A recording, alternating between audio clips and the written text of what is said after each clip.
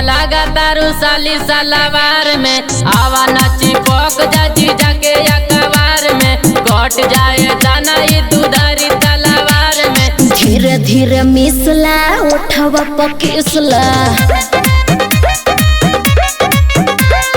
कचाही उमर में ना जीजा तकलीफ दे।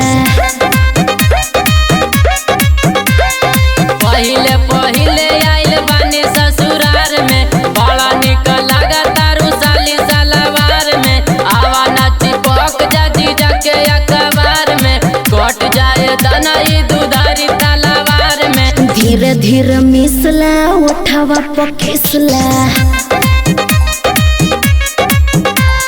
कचाही उमर में ना जीजा तकलीफ दे।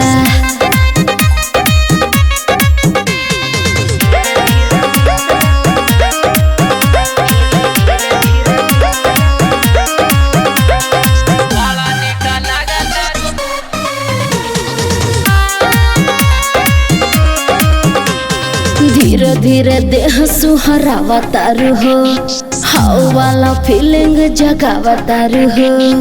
आवा तानी पास ना निराश करा हो साली हाउ तानी बर्दाश्त करा हो। धीरे धीरे मेसला उठावा पकिसला कचाही उमर में ना जीजा तकलीफ दे।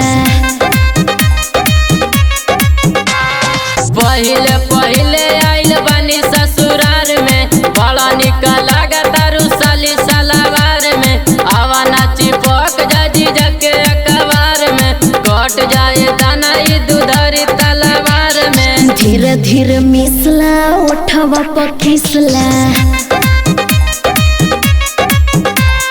कचाही उमर में ना जीजा तकलीफ दे।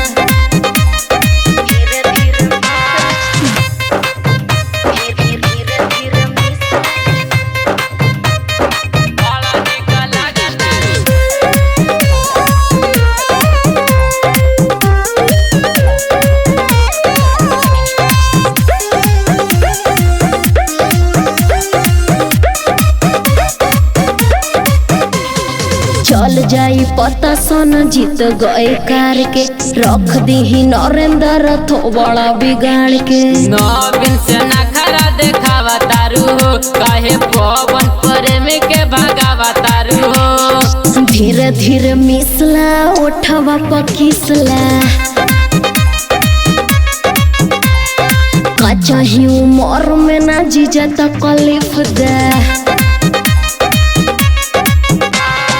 पहिले पहिले आइल बानी ससुरार में बड़ा निक लगा तारू साली सलवार में आवा नाची पक जाजी जाके अखबार में कट जाए दाना ये दुधारी तलवार में। धीरे धीरे मिसला उठवा पकिसला